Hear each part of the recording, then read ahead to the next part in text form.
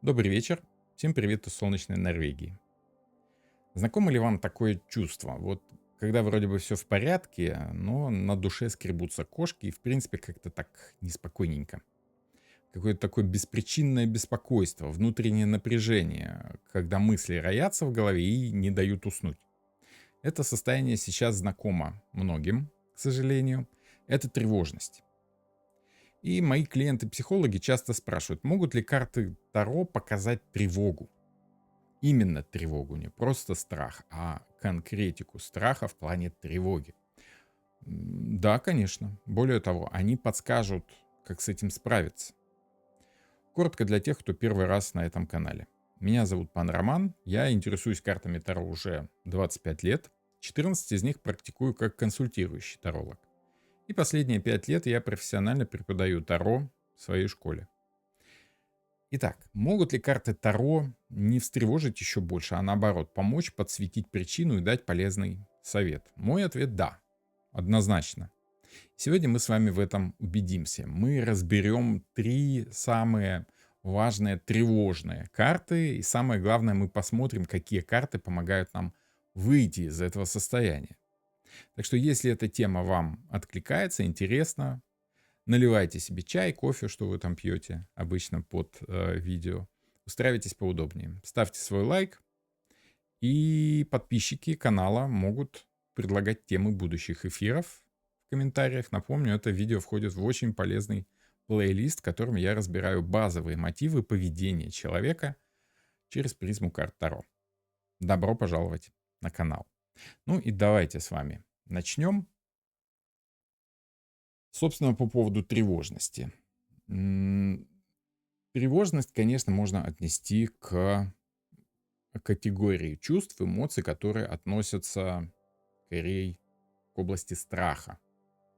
Да? Страх — это более широкое понятие, тревожность более узкая, и она требует определенного, скажем так, уточнения, да? Сужения значения, чтобы наши с вами ощущения по этой теме не были слишком широкими, слишком размытыми. Ну и соответственным образом давайте разберемся сначала, что такое в принципе тревожность. Тревожность — это склонность испытывать беспричинное беспокойство. Ну, как бы беспричинное, да? Опасение, действительно страх такой внутренний или предчувствие чего-то очень неблагоприятного. Часто это не имеет под собой реальных оснований, но зачастую действительно является подсказочкой нам, что мы тревожимся не зря. Тут что-то есть, тут чего-то можно опасаться. И тревога очень часто, в самом деле, помогает человеку избежать какой-то опасности, если у него развито чувство связи со своим бессознательным. Чем же тревожность отличается от страха? Ну, в отличие от ситуативного страха, который является реакцией на конкретную угрозу, то есть какого-то конкретного, четко выраженного, ясного, понятного страха, тревожность носит более постоянный характер, то есть она более продолжительна, она так в фоновом режиме оказывает свое воздействие на человека. Либо это не постоянный фоновый режим, а некие систематически повторяющиеся вспышки этой самой тревожности, которые вполне могут складываться в какой-то паттерн, да, в какой-то повторяемый такой цикл. И вот эта тревожность, она может возникать как раз из-за этого паттерна, из-за этого поведения, вернее, из-за этого рисунка, да, может возникать даже в отсутствии этой явной опасности. То есть вроде бы все хорошо, а мы все равно тревожимся. Например, если человек зарабатывает мало, и он постоянно это помнит, постоянно ощущает свою зависимость от мира материального. Зависимость от мира материального очень часто вызывает вот такую тревожность, да, отсутствие контроля над этим миром с помощью финансов. Финансы помогают нам делать то, что нам хочется в этом мире. Отсутствие финансов заставляет нас тревожиться по поводу будущего. Очень важно понимать, что тревожность часто направлена в будущее. И это очень важно. Именно, скажем так, фокусировка ваших тревожных боязливых эмоций на мыслях о будущем и составляет стержень, корень этой самой тревожности. Вот если человек зарабатывает мало, да, у него эта тревожность может спадать время от времени, например, там 2 раза в месяц он может переставать тревожиться, когда получает аванс, да, и когда получает зарплату. Тогда он чувствует себя спокойнее, и эта тревожность как бы затихает, уходит и прячется под плинтус. И через недельку, когда деньги небольшие уже начинают подходить к концу, человек начинает тревожиться. Знаете, как это вот от зарплаты до зарплаты. Вот это и есть ощущение тревожности. И те, кто в 90-х начинал работать, начинал зарабатывать, да, помнят как раз вот это ощущение, когда ты абсолютно не уверен в том, что будет в будущем. С одной стороны, ты надеешься, что все будет хорошо, а с другой стороны, как бы суровая реальность говорит о том, что у тебя даже сейчас сложновато, что уж говорить о будущем. В будущем, вероятно, будет еще сложнее. Так что тревожность мы с вами выводим как ощущение. Само собой, я не психолог, мои, скажем так, выводы основаны скорее на серьезном жизненном опыте и еще более серьезном опыте рабочем.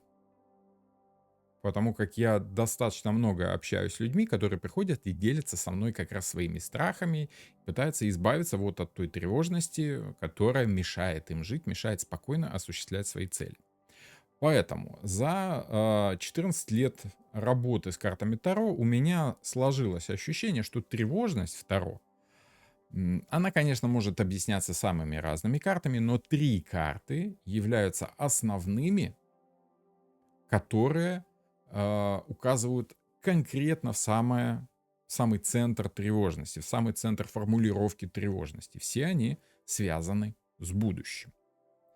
То есть у нас есть оттенок времени. И не зря я за главной картиной, за главным изображением, за главной иллюстрацией к этой теме сделал картину Франциско Гойя «Сатурн, пожирающий своего сына».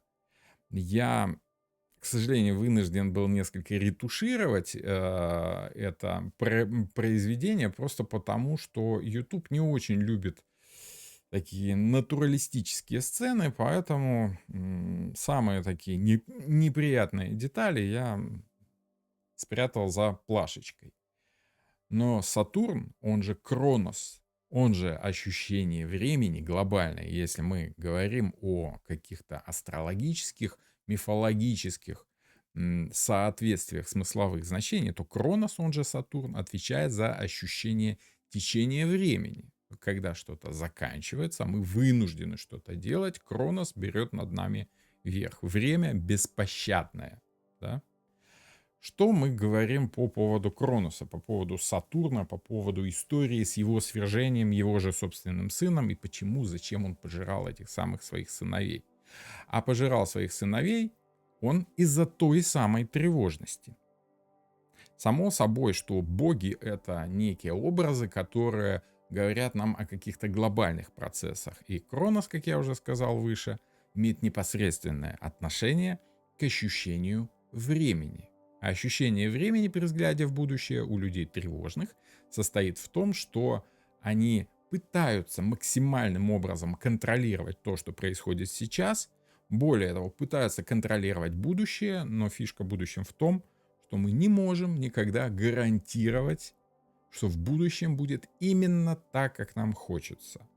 Человек предполагает, а Бог располагает. То есть беспощадное время все равно повернет в свою сторону. В этом глубокий, внутренний и такой устрашающий смысл карты Таро башня, в первую очередь. И если говорить о башне, да, у нас есть 2 великолепных образа, которые связаны с оттенком свержения власти. Это одно из смысловых значений этой карты, одно из самых распространенных. Власть может быть какая угодно. Может быть власть в виде реального человека, реального царя, да, как тот же самый Иван Грозный. Эту великолепную картину я тоже вынужден был немножко подкорректировать, убрать следы крови, просто потому что YouTube начинает очень волноваться при виде таких сцен. Тут мы знаем с вами сюжет этой картины. Царь в припадках помешательства своего духа боялся, что его свергнут все подряд, подозревал своего сына, и по итогу сын пал жертвой своего собственного отца, как и Сатурн, да, тот же самый Сатурн, который пожирал своих детей в страхе перед будущим.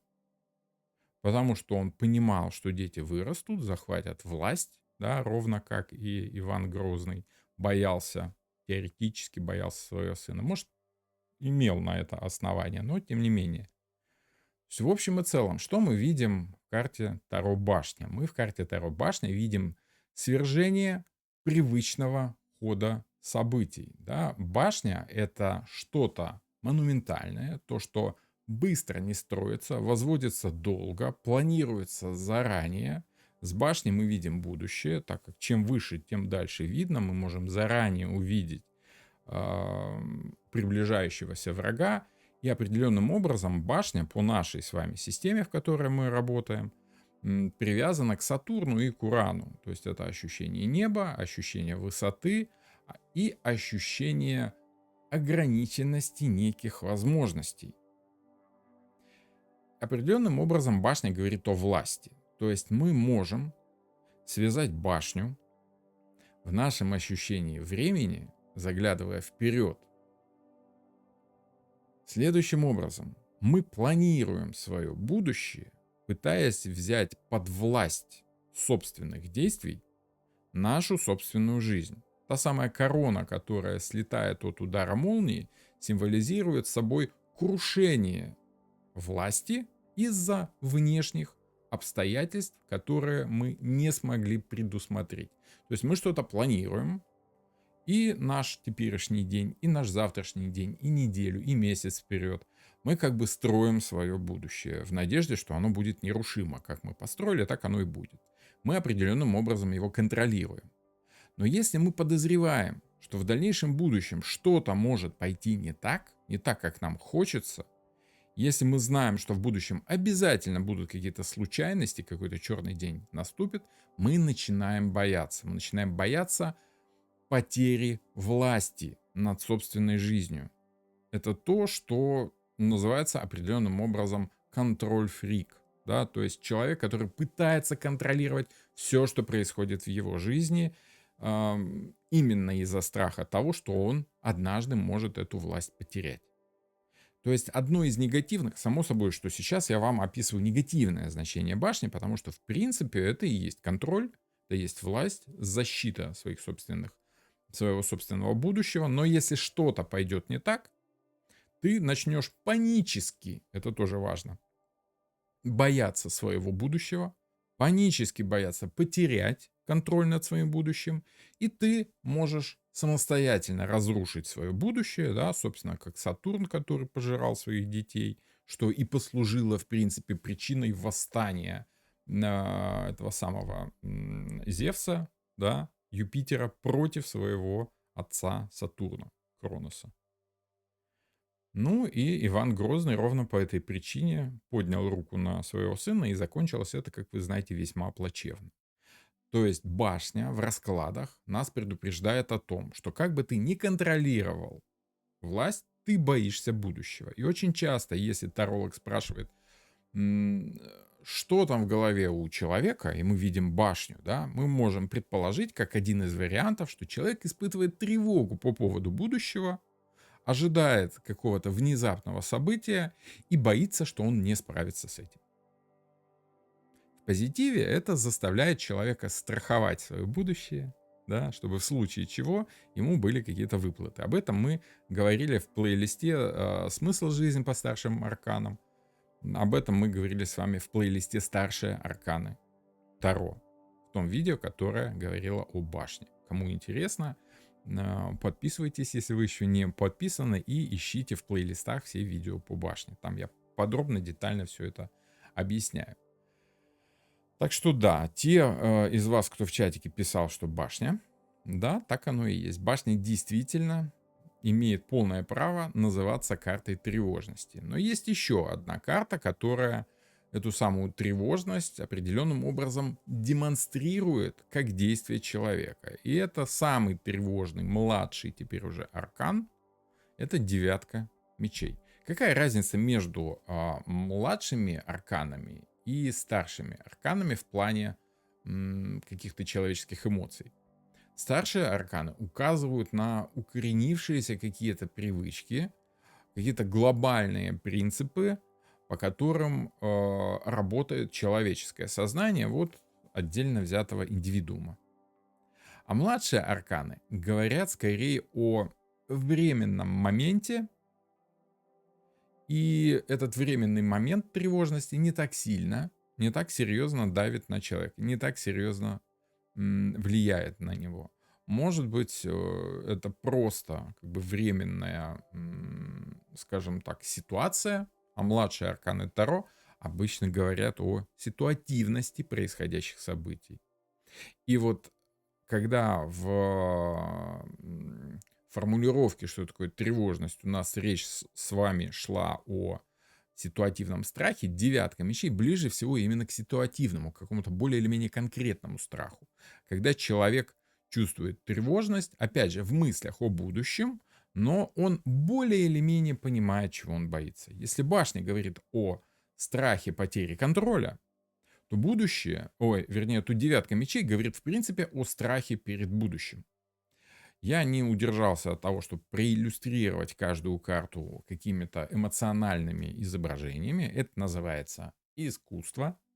Добро пожаловать, да, если вдруг кто-то был не в курсе. И мы с вами видим несколько ярких вариантов вот этого ощущения. Допустим, Джорджо де Кирико нарисовал великолепную картину, которая называется «Меланхолия и тайна улицы». У нас тут возникает тревожное чувство. Очень часто желтый цвет в психологии считается цветом такой тревожности. Да? Не зря там какие-то предупреждающие знаки с какими-нибудь желтыми стрелками, с восклицательными знаками, черно-желтые полоски очень часто нам указывают на то, что тут может быть опасно. Это, в принципе, развито и в природе. Да? Пчелы, осы, все, что имеет такую черно-желтую окраску, вызывает у нас чувство тревожности. Возможно, это как раз связано из-за того, что ядовитые какие-то насекомые, животные имеют такую окраску яркую, тревожную. Ну и в том числе и тигры, да, которые были прямыми хищниками, которые охотились на наших с вами на давних предков. Да, вот они тоже такой тревожной желто-черной раскраски. Тут мы с вами видим что-то уже более или менее сформированное, да, какая-то есть тень, какая-то тревожность от ощущения повторяющихся дней, уходящих вдаль. Такие эмоции могут вызывать у нас чувства.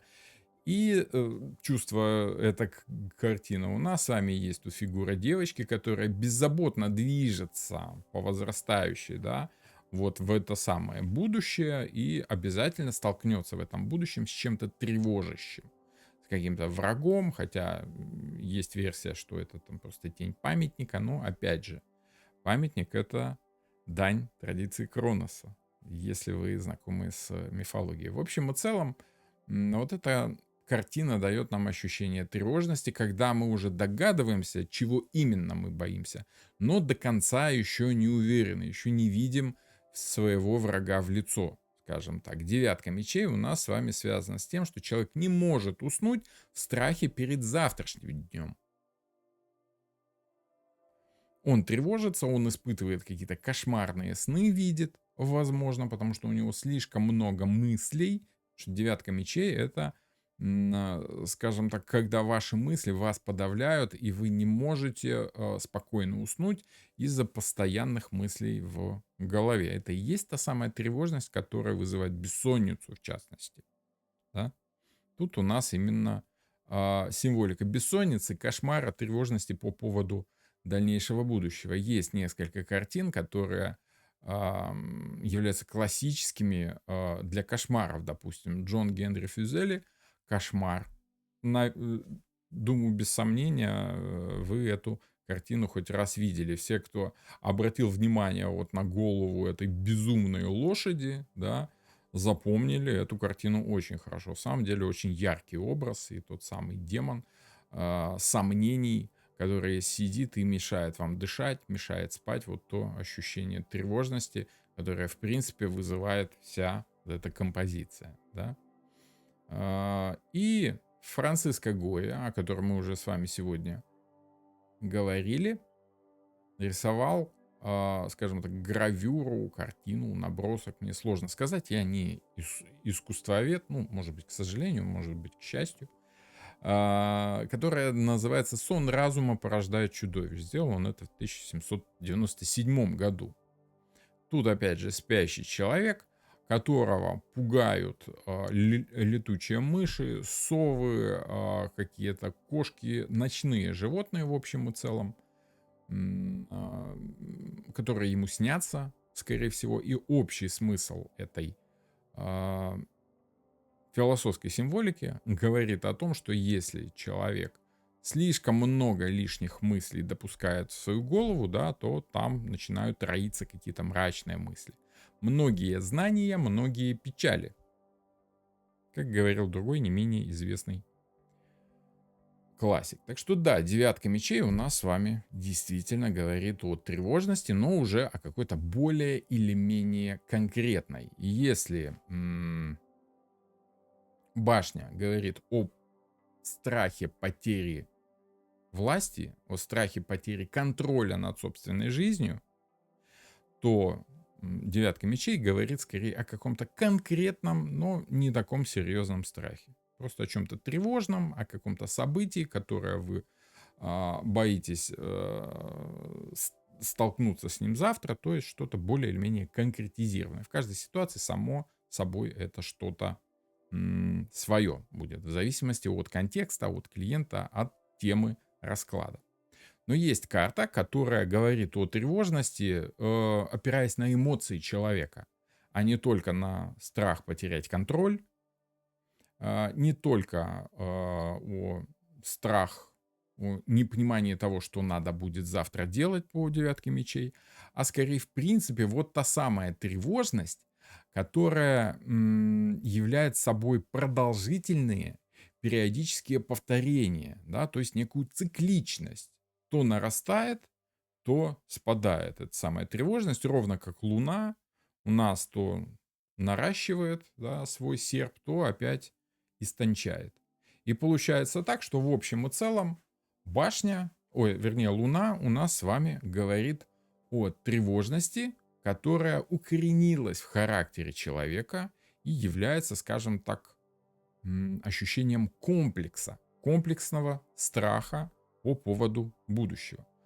Какие эмоции у нас с вами могут быть привязаны к этой карте, да? Во-первых, важно помнить, что есть прям целая богиня, опять же, как Кронос, да, Сатурн у нас бог безжалостного времени, который рано или поздно в будущем все равно как бы срежет тебя под стебель, да? Ровно так и к Луне у нас с вами привязана античная богиня, которую звали Диана или Артемида. Славилась она тем, что была достаточно безжалостная, да, любила охотиться, убивать животных этих самых, да, и целясь, стреляя из своего лука. Более того, одним из ее атрибутов была собака. То есть она занималась псовой охотой, где псы пугают затаившегося оленя, да, и испуганный олень мчится как раз под выстрелы охотницы. То есть это лесная богиня. В лесу мы начинаем волноваться, бояться, тревожиться. У нас есть ощущение, что кто-то за нами следит, кто-то смотрит. Вот то самое внутреннее тревожащее чувство, которое в Диане, в Артемиде выражено вот этой псовой охотой. Вообще, в принципе, символика собаки, а у нас карте Луна у нас прям привязана символика собаки. Собака и дикая собака, то есть там шакал или волк, по сути, так оно и есть, да, что собака это просто одомашненный волк или шакал.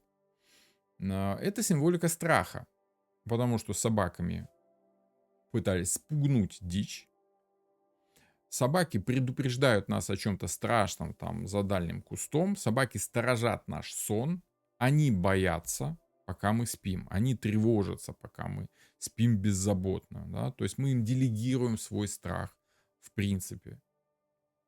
Ну и сама символика Луны говорит о том, что, скажем так, мы до конца не можем понять, чего именно мы боимся, потому что лунный свет — это свет неверный, тускловатый, контуры размыты, цвета неконтрастны. То есть ночью под светом Луны все тревожненько, все страшноватенько, и мы действуем аккуратно, осторожно. Мы вот по этой самой дальней дороге мы не можем предсказать, с чем мы столкнемся. Некоторые люди, в принципе, боятся путешествовать, потому что, ну, в любом случае, человек перед дорогой начинает тревожиться. Я, как человек весьма эмоциональный, да, за счет своей работы, вот у меня жена не даст соврать.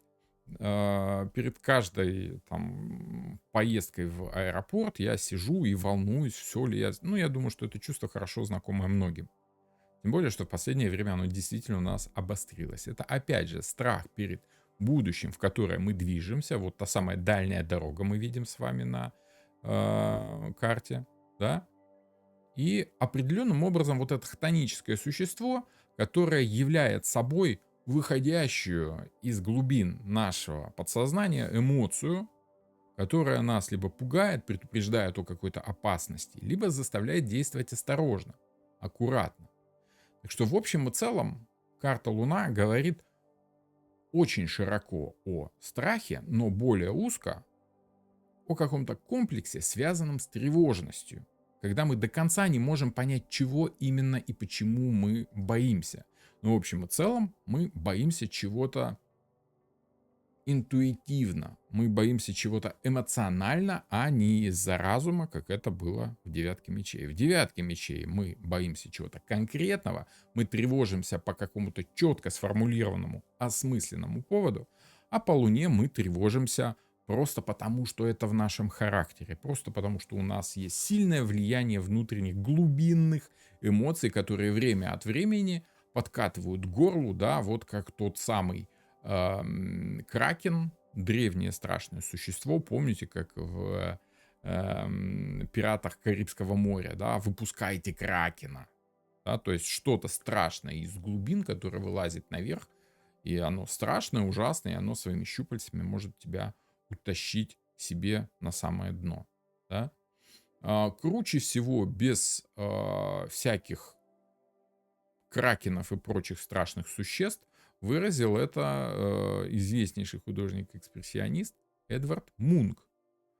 Всем известна его картина «Крик». Вроде бы такой какой-то карандашный такой или акварельный, или чем он это рисовал.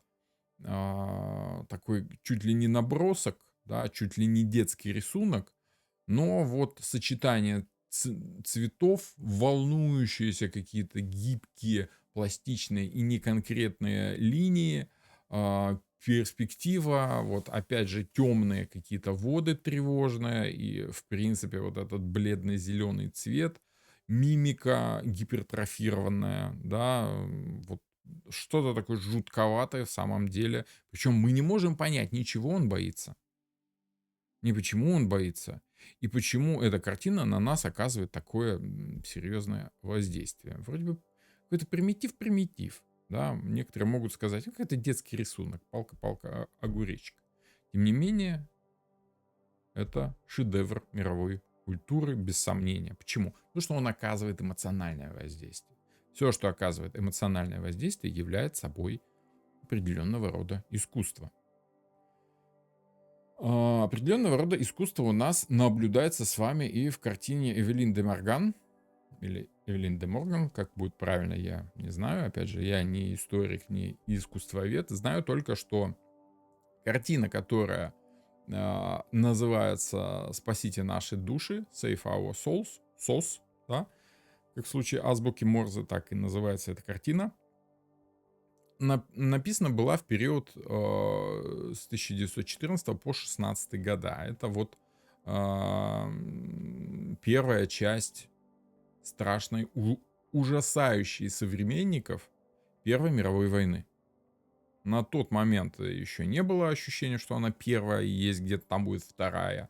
Было ощущение, что это великая какая-то большая война, в которой участвует сразу много наций, сразу много стран, ужасные потери, ужасные картины, ужасное оружие, там химическое оружие в первый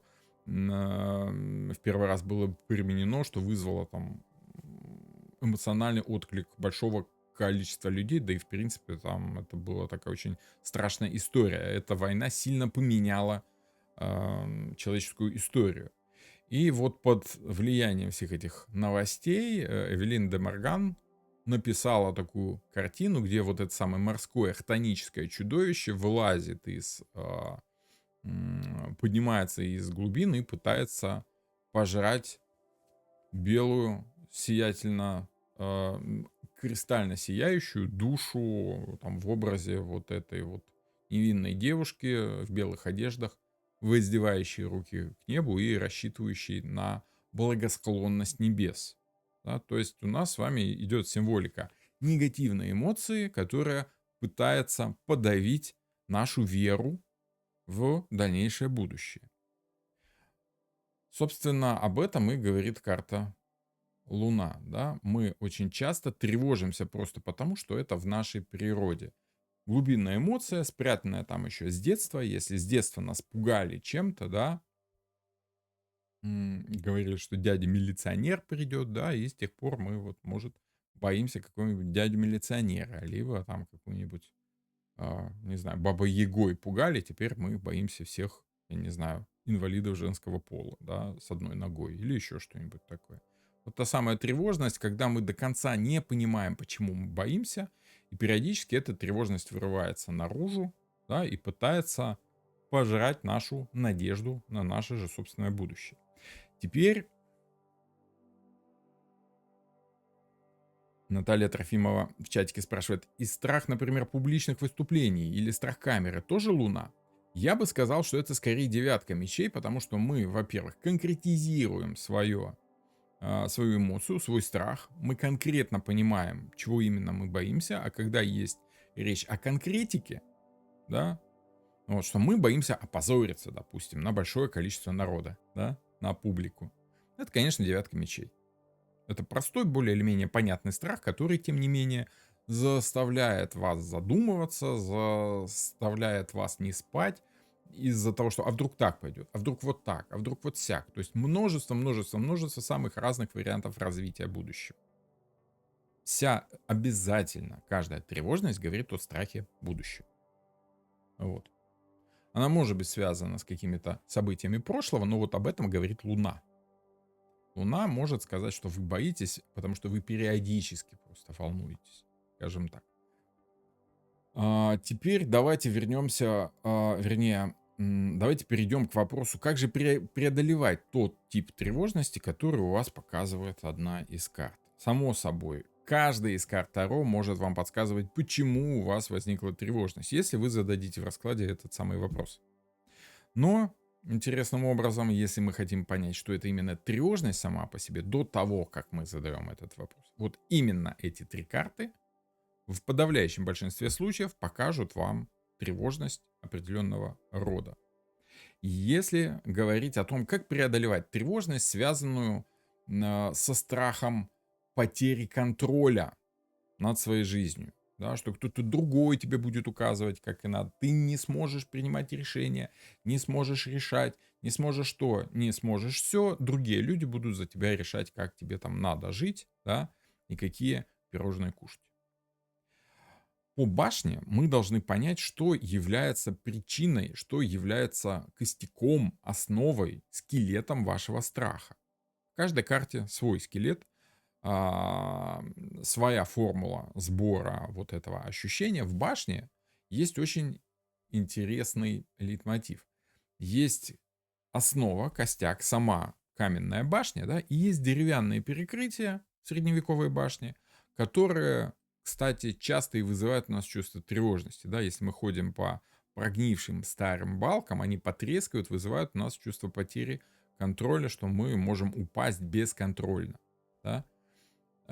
Если мы не контролируем эту самую башню, внутреннее устройство башни начинает ветшать, начинает сыпаться, там его есть жучок, его может там какая-то плесень съесть, она может просто как бы иссохнуть и потрескаться. В общем и целом, рано или поздно действительно наша власть выйдет из наших рук, и мы потеряем контроль над этим будущим. Чтобы этого не происходило, вернее, чтобы мы не боялись этого, мы должны определенным образом обновлять внутренности этой самой башни. То есть, переводя на человеческий язык астрологического, да, мы должны заранее заботиться о тех сложных моментах, с которыми мы можем столкнуться в будущем. Для этого нам нужно подсобрать информацию, исследовать себя, исследовать проблемы, с которыми вы сталкиваетесь, и заранее, не дожидаясь Цугундера, скажем так, да, заранее поправлять какие-то сложности. То есть, если вы боитесь выступления на публике, да, если вы боитесь, что вы потеряете контроль над собственной речью, что вы начнете заикаться, допустим. Напомню, на секундочку, что я хорошо знаю, о чем я говорю, потому что заикание — это как раз тревожность, это боязнь того, что тебя никто не хочет слышать, да, что тебя не поймут, что ты потеряешь контроль над своей речью и прочее, прочее. У меня заикание в высшей степени, я как-то с ним справился, как вы видите, хотя временами оно все еще дает о себе знать, оно никогда не уходит до конца. Но если вы заранее спланируете какие-то свои вводные фразы, какие-то слова-заменители того неприятного момента, который у вас там может вызывать сомнения. Если вы пропишете план выступлений, в принципе, мы, чтобы справиться со своей тревожностью и потерей контроля над разговором, допустим, мы заранее продумываем реплики в диалоге. То есть башня, с которой мы смотрим в будущее, помогает вам справиться со страхом как раз тем, что вы можете заглянуть с нее в будущее. То есть если выпадает башня, как совет, как справиться с тревожностью, то есть она сама по себе, в самом смысле карты, уже заложен рецепт. Заранее что-то делайте. Подстраховывайтесь. Готовьте план Б, план С. Записывайте, шпаргалочки. Вот это вот все. То есть, если вы боитесь будущего, постарайтесь как можно раньше подстраховаться на самые разные случаи.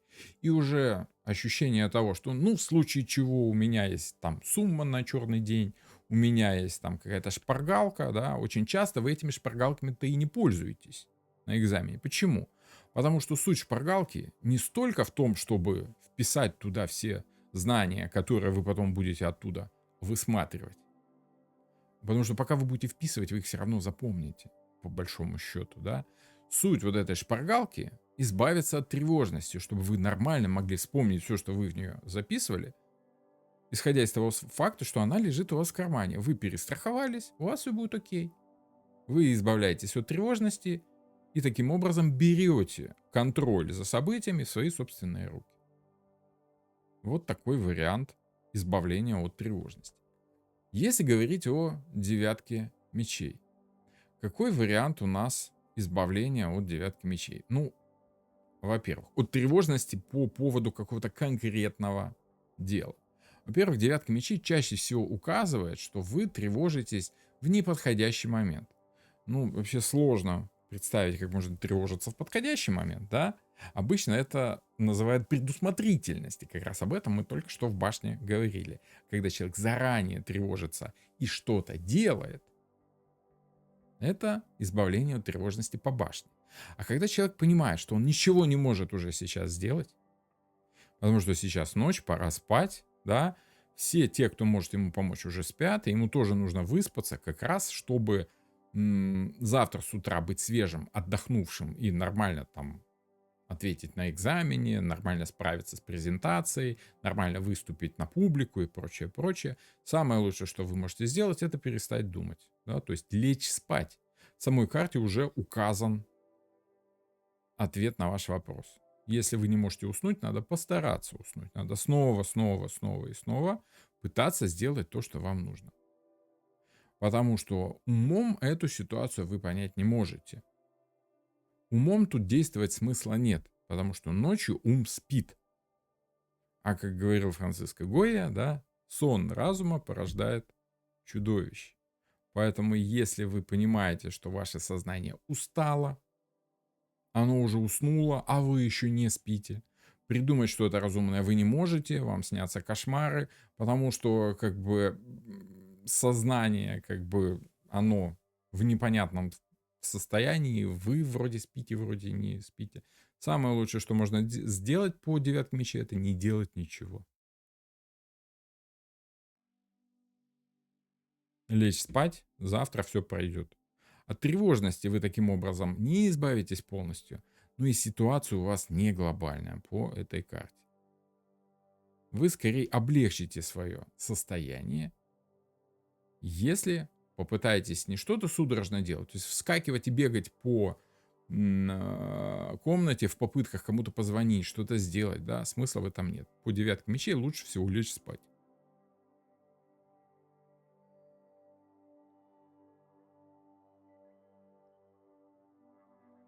Вот такие дела.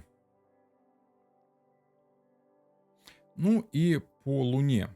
По Луне что нужно делать, чтобы избавиться вот от этих тревожных всплесков, которые время от времени вас обуревают, время от времени охватывают, да, и заставляют вас тревожиться со все возрастающей, а потом с уходящей силой.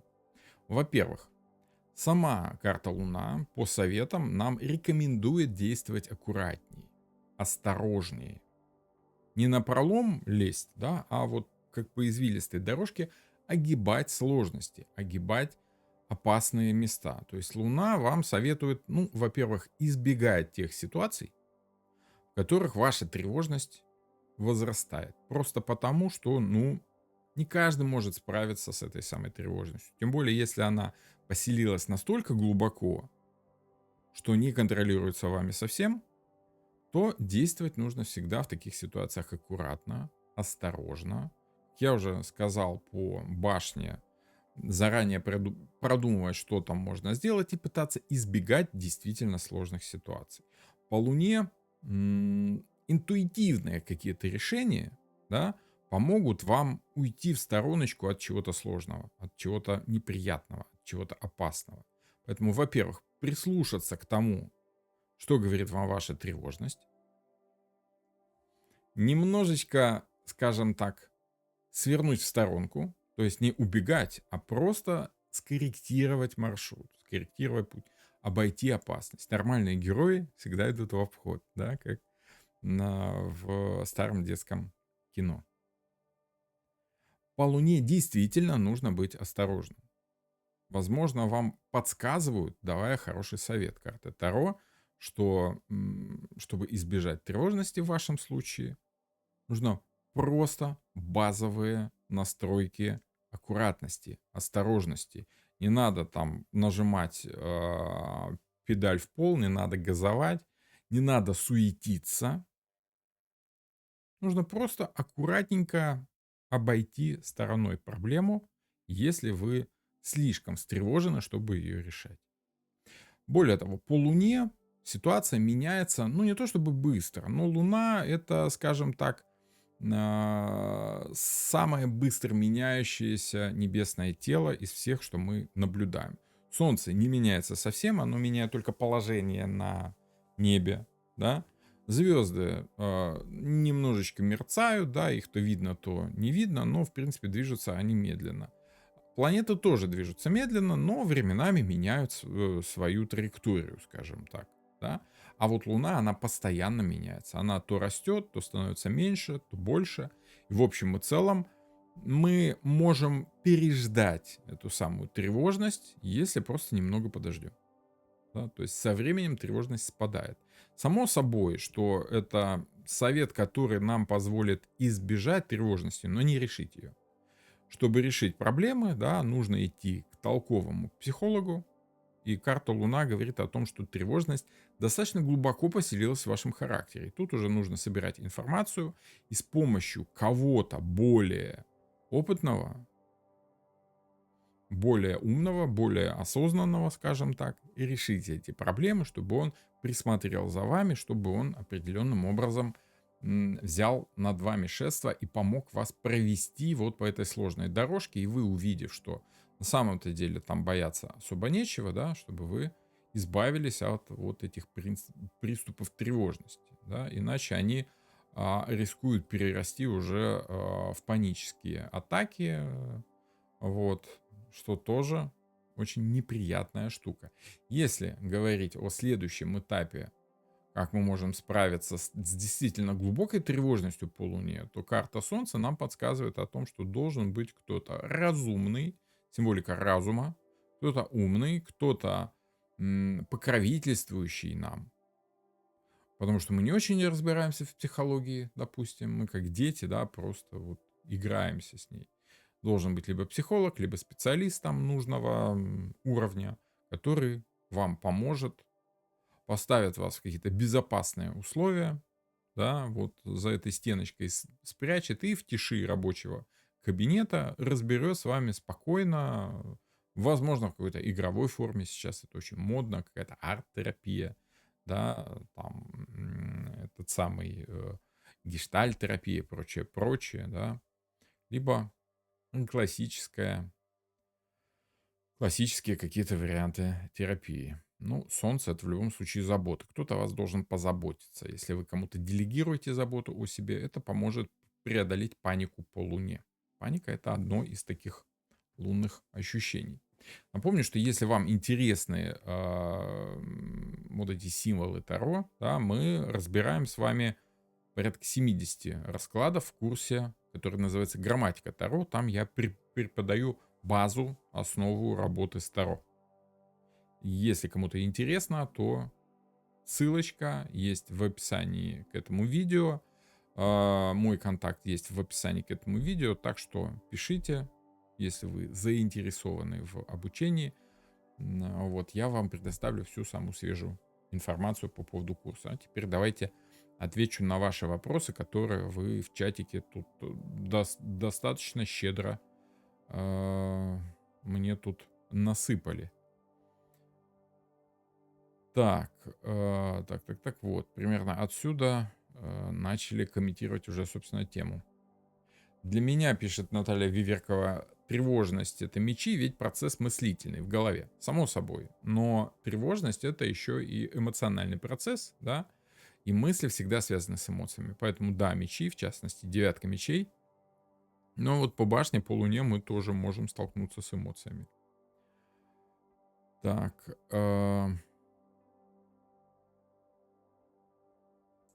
восьмерка мечей — накрученные страхи и препятствия очень часто строят себе заборы. По восьмерке мечей — надуманность. Я бы сказал, что очень часто восьмерка мечей указывает на действительно какие-то вопросы, какие-то проблемы, с которыми человек боится сталкиваться, но тем не менее, вне зависимости от того, боится он или нет, он по восьмерке с ними сталкивается. А вот в девятке как раз речь идет о страхе перед будущим, а не просто о проблемах.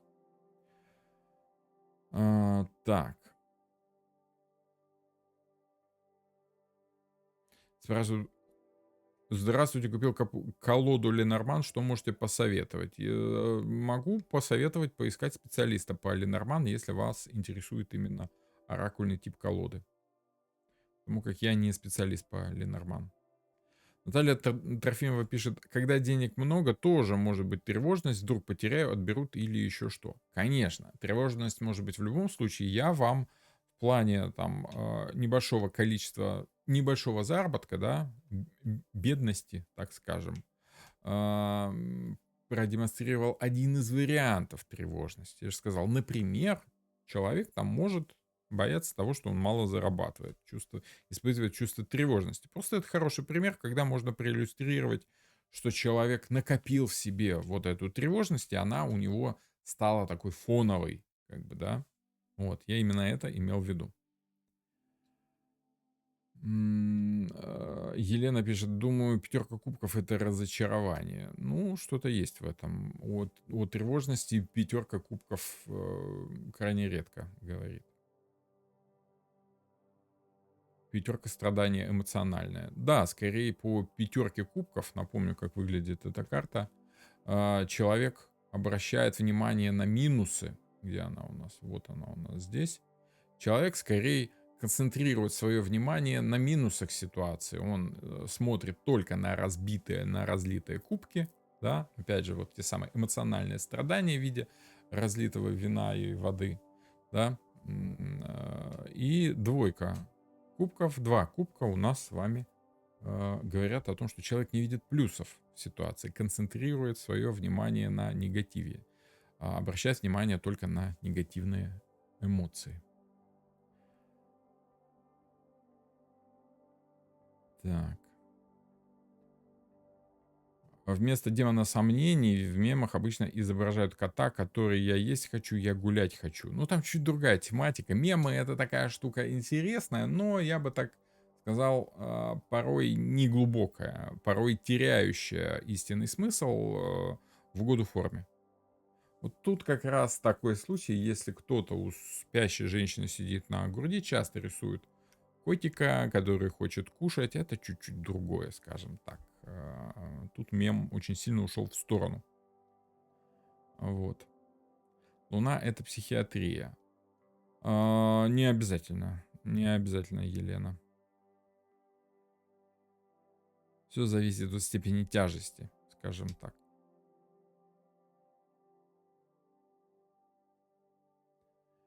Кэти Ижицкая пишет: я жду крик Мунка, максимум тревоги. Знания умножают скорбь. Это из Экклезиаста. Знания умножают скорбь. Это как раз вот этот самый девятка мечей. А вот Мунка, да, Мунк был. Мунк был. Луна, боимся невидимого. Путь в темноте и неизвестности. Да, мы не видим свою собственную эмоцию, и она заставляет нас бояться чего-то того, что оказывает влияние, собственно, на эмоциональный план человека, да, а это не всегда материально, это не всегда видимо. На самом деле Луна, она еще и прячет что-то, да, мы боимся чего-то невидимого, того, что мы не видим, того, что от нас прячут на обратной стороне Луны.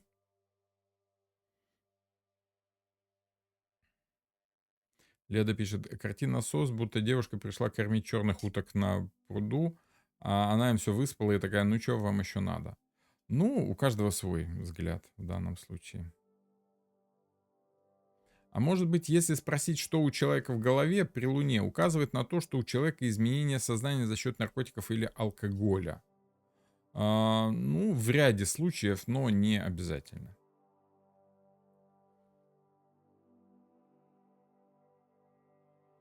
То есть, с точки зрения психологии, башня — это страх перемен. Девятка мечей — это ситуационный страх.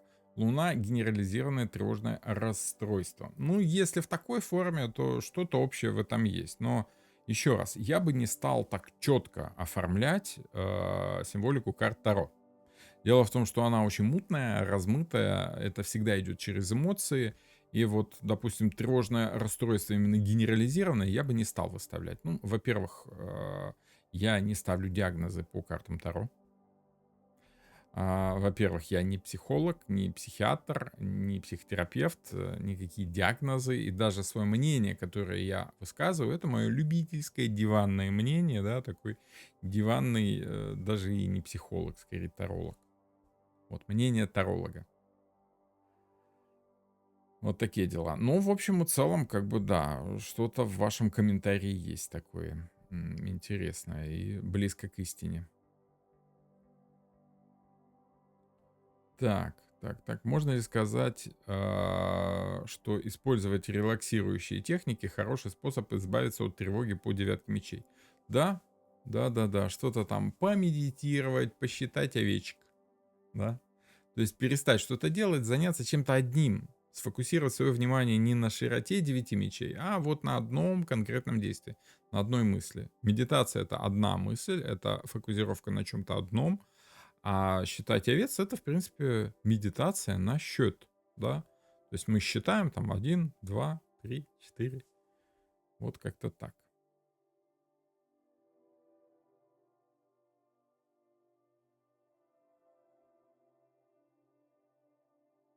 Людмила Таро спрашивает по карте Солнца, так там же ребенок, а не профессионал.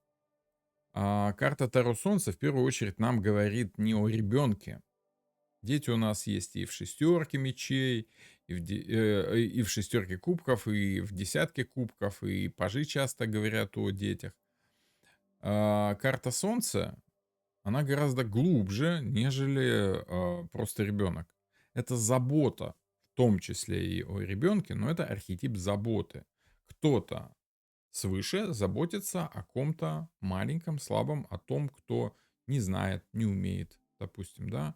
Ровно так же, как психолог, человек опытный, мудрый, да, ну, в идеале, конечно, наученный, да, образованный, заботится о своем пациенте, который, как ребенок, не знает базовых понятий психологии, ну, вот если сравнивать с уровнем специалиста. Конечно, это символика заботы, покровительства и оберегания от проблем. Потому что, в принципе, пациент должен радоваться жизни, как это делает Солнце. Если у пациента это не получается, значит, ты должен позаботиться об этом как специалист, скажем так.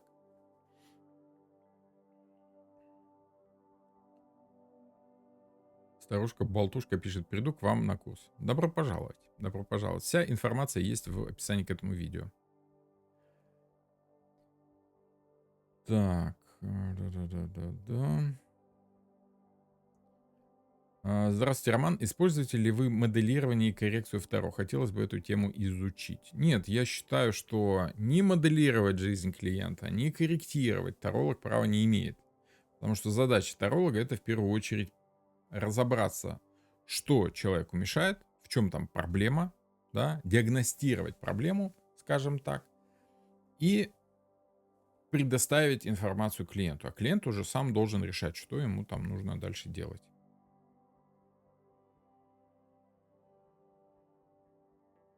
Наталья Трофимова пишет, что я заметила, что по девятке мечей страхи зачастую пустые и часто не имеют отношения к реальности. Да, очень часто так оно и есть. Мы надумываем себе лишние проблемы и из-за этого спать не можем. Если по-простому. Двойка пентаклей в негативе перевернутая может говорить о волнении, потере контроля баланса? Нет, двойка пентаклей говорит обычно о необходимости, либо о возможности приспособления. О тревожности там нет ничего. Только если вы спрашиваете, что является причиной моей тревожности, да, и достаете карту, то, соответственно, каждая карта вам подскажет своим смыслом о причинах вашей тревожности. Но это нужно просто хорошо знать саму карту, каждую из 78 карт. Если хотите хорошо знать, приходите ко мне на курс. Я вас научу. Так. Мгм. Нужно расслабить вопрошающего, объяснить, что на картинке есть мечи, как лестница вверх, и человек обязательно найдет выход. Интересный подход, такой образный, да, художественный. Ну, в принципе, тоже неплохой способ. Антон Стародуб пишет: двойка мечей, страх посмотреть правде в глаза, сделать выбор. Ну, если все мечи рассматривать как страх, то, возможно, это такой страх. Но с тревожностью это не часто имеет дело. Восьмерка мечей, страх перемен, семерка жезлов, страх потерять свои... Ну, Антон, вы перечисляете причины страха, да, но мы говорим сегодня о тревожности, а не о страхе. А тревожность — это страх, направленный в будущее. И вот само общее глобальное ощущение тревожности и дает нам страх перед будущим, как перед чем-то, ну, в трех случаях: либо потеря контроля, либо что-то конкретное, вот вы все это дело перечисляете мне в разных вариациях, да, либо подсознательный страх, который заложен в ваш характер там в виде комплекса, да, там, допустим, из детства, либо из недавнего прошлого. Наталья Трофимова пишет: а если вернуться, к примеру, о деньгах, от тревоги за деньги больше, говорит, четверка или пятерка пентаклей? Ну, сложно сказать. Все зависит от ситуации. Но если говорить о страхе потери денег, то и та карта способны указывать на страх потери денег. Но четверка в первую очередь говорит о страхе потерять стабильное что-то, о страхе потерять стабильность. А пятерка пентаклей говорит, ну, если речь идет о страхе, да, что о страхе бедности. Вот потеря стабильности и бедность — это как бы разные вещи. Ну, само собой, что не обязательно эти карты всегда говорят об этом. Но вот если вы спрашиваете, то, ну, примерно в таком аспекте. Вот. О, Антон, привет. Рад тебя видеть. Как там у вас все окей? А, на эти выходные это мой сосед. Сосед хороший знакомый из соседней деревни. Вот, надо как-то на выходные увидеться, может быть. Там жены свяжутся наши. Кто придумал карты Таро, спрашивает Кинг Леон. Сложный вопрос. С Востока пришли через мамлюков, потом, ну, собственно, через Египет, да, через власть мамлюков в Египте. И дальше Италия, дальше с юга Европы пришли во Францию, ну и дальше уже в Англию. Средние века. Вот такие дела. Хорошо, добренько, будем с вами заканчивать. Вот. Так, ага, вы тут уже вместе, да-да, окей, хорошо, я понял. Будем заканчивать, я с вами сейчас свяжусь. Ну что, рад был вас сегодня всех видеть. Увидимся с вами на следующей неделе, на следующем эфире. Кого интересует обучение, в описании к этому видео есть все контакты. И до новых волнующих встреч.